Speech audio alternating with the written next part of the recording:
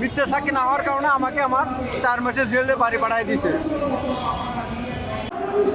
দর্শক, 2009 সালে যে বিডিআর বিদ্রোহ হয়, সেই বিডিআর বিদ্রোহে যে 57 জন সেনা অফিসারকে নির্মমভাবে হত্যা করা হয় এবং যে নির্দোষ বিডিআর জওয়ানরা ছিল তাদেরকে যে অন্যায়ভাবে চাকরিচ্যুত করা হয় এবং তাদেরকে কারাগারে প্রেরণ করা হয়। আজ কিন্তু তারা শাহবাগে তাদের চাকরি পূর্ণ বহালের দাবিতে কিন্তু আজকে তারা বিক্ষোভ সমাবেশ করছেন। তারা বিভিন্ন ধরনের দাবি উত্থাপন করেছেন এবং বলছেন যে আমাদের চাকরি পূর্ণবহাল করতে হবে এবং আমাদের যারা নির্দোষ ভাই এতদিন পর্যন্ত হাজতে রয়েছেন তাদেরকে অতি দ্রুত মুক্তি করে দিতে হবে বলে তারা জানিয়েছেন। দর্শক, এই মুহূর্তে শাহবাগের অবস্থা কিন্তু থমথমে। বিপরীত পাশে রয়েছে আইন শৃঙ্খলা বাহিনী, পুলিশ, আনসার বাহিনী সহ অনেকেই রয়েছে। আর এদিকে বিডিআর নওজওয়ানরা কিন্তু তাদের দাবি দেওয়া নিয়ে কিন্তু সরগম রয়েছে। আমরা একটু কথা বলার চেষ্টা করব যে তাদের দাবি দেওয়াগুলো কি সে বিষয়ে আমরা একটু জানার চেষ্টা করব। একটু বলবেন আপনাদের দাবি দেওয়াগুলো কি? আমাদের দাবি দেওয়া হলো, জোরে বলেন। আমাদের দাবি দেওয়া হলো বিডিআরের সৈনিকদের করতে হবে, মুক্তি দিতে হবে, নিঃস্বার্থ মুক্তি দিতে হবে এবং বিডিআর যারা নির্দোষ বিডিআর আছে এদেরকে পুনর্বহাল দিতে হবে।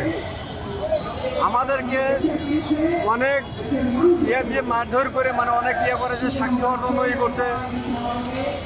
জিজ্ঞাসাবাদ শেষে আমাকে আমার ইউনিটে পাঠাই দিয়েছে চিটাগাং।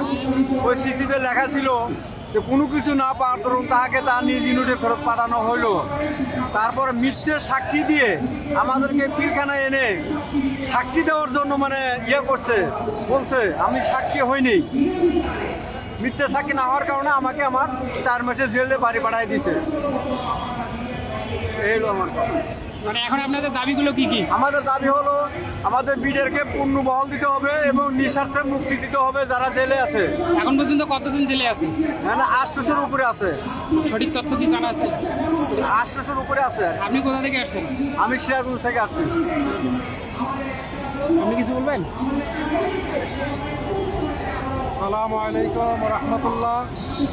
প্রিয় দেশবাসীর কাছে আবেদন করেছি 2009 সালে 25-26 ফেব্রুয়ারি পিলখানা যে নারকীয় হত্যাকাণ্ড ঘটাইছে, 57 জন অফিসার সহ মোট 74 জন লোককে শহীদ করা হয়েছে। সেইটাকে কেন্দ্র করে আমাদের সারা বাংলাদেশের 18,520 জন লোককে বিভিন্ন মেয়াদে সাজা দিয়ে আওয়ামী লীগ ফ্যাসিস্ট সরকার বাড়িতে পাঠিয়েছে। বিধায় আমাদের সেই অপূরণীয় ক্ষতি আমাকে সরকার, আমার কোনো দোষ না পাওয়ার কারণেও সরকার আমাকে বাধ্যতামূলক অবসর দিয়ে দিছে, জোরপূর্বকভাবে বাড়িতে পাঠিয়েছে। বিধায় আমার এই 16টি বছর চাকরি যাওয়ার পরে বহু ছেলে নিয়ে আমার খুব কষ্ট হচ্ছে। বিধায় আজকে আমরা শাহবাগে অবস্থান করছি আমাদের 18,520 বিডিআরকে মুক্ত করার জন্য, চাকরিতে বহাল করার জন্য এবং যারা জেলবন্দি হিসেবে বন্দী আছে তাদেরকে বিনা শর্তে মুক্তি দিতে হবে। অন্যথায় আমরা এই শাহবাগ চত্বর আমরা ত্যাগ করব না। ধন্যবাদ। দর্শক, যেমনটি শুনছিলেন, তারা কিন্তু তাদের যে সহকর্মী রয়েছে তাদেরকে মুক্তি করার দাবিতে কিন্তু আজকের এই কর্মসূচি প্রদান করেছেন। এই কর্মসূচি বাস্তবায়ন না হওয়া পর্যন্ত কিন্তু তাদের এই কর্মসূচি চালিয়ে যাবে বলে তারা বলেছেন। সরকারের পক্ষ থেকে তাদেরকে এখন পর্যন্ত কোনো আশ্বাস দেওয়া হয়নি যে কবে তেনাদের সহপাঠীদের মুক্তি দিবে সরকার। এই বিষয়টি কিন্তু এখন পর্যন্ত নিশ্চিত করেনি। তারা তাদের যে দাবি যে আমাদের দীর্ঘ 16 বছর ধরে আমাদের উপর যে জুলুম নির্যাতন করা হয়েছে সেগুলোকে পূর্ণ বিবেচনা করে আমাদের চাকরিতে পুনর্বহাল করার দাবি নিয়ে কিন্তু আজকে তারা শাহবাগে বাংলা ব্লকের কর্মসূচি দিয়েছেন।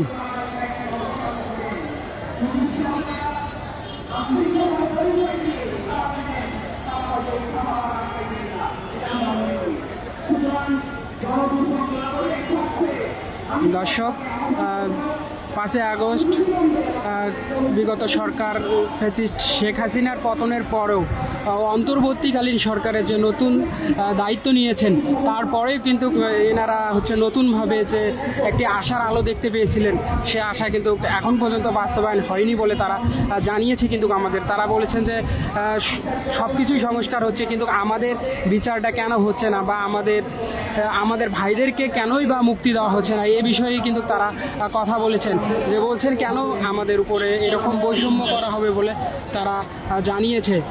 তারা এমনটিও বলেছে যে তাদের যদি দ্রুত বিচারের প্রক্রিয়া শেষ না করা হয়, বা তাদের যে সহকর্মীরা বন্দী রয়েছে তাদেরকে যদি না মুক্তি দেওয়া হয়, তাহলে কিন্তু তারা কঠোর থেকে কঠোরতর কর্মসূচি ঘোষণা করবেন বলে জানিয়েছেন।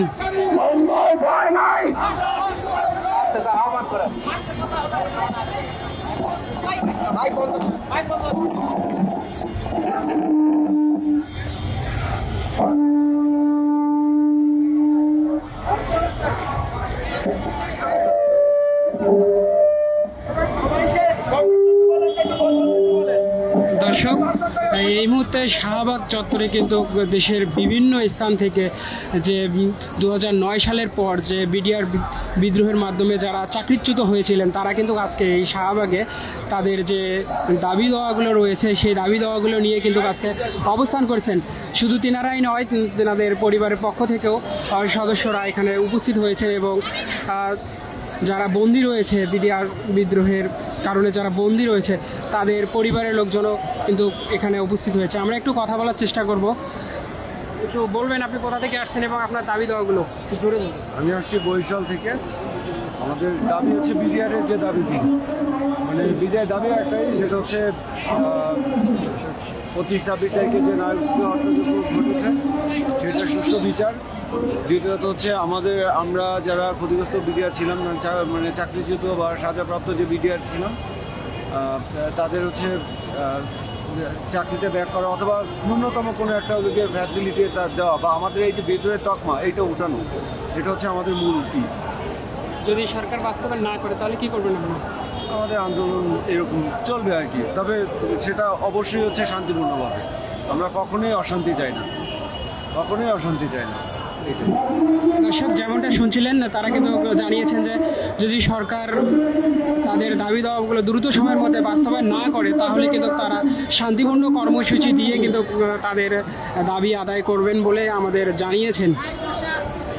দর্শক, সর্বশেষ এই ছিল আমাদের শাহবাগ থেকে। পরবর্তী আপডেট পাওয়ার জন্য সঙ্গে থাকুন।